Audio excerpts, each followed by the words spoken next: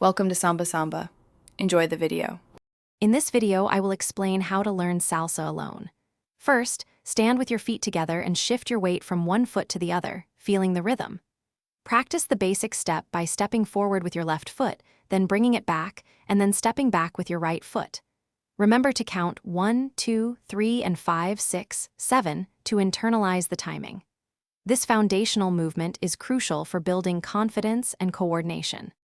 Once you have the basic steps down, immerse yourself in salsa music.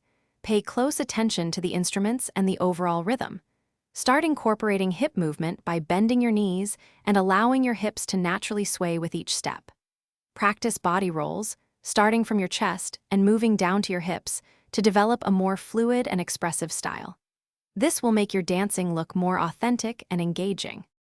Now, let's add some flair with footwork and turns. Begin by practicing basic right and left turns, focusing on maintaining your balance and spotting a point to avoid dizziness. You can also practice the crossbody lead by imagining a partner and stepping through the movement.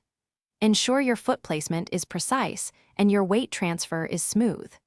Consistent practice of these elements will significantly improve your solo salsa skills.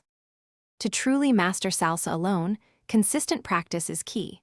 Record yourself dancing and review the footage to pinpoint areas where you can improve your technique or add more styling. Explore various online tutorials to discover new steps and refine your movements. Remember to check the description for a link to the Owala water bottle and other great deals. Keep practicing regularly, and you'll see remarkable progress in your solo salsa journey. Thanks for watching.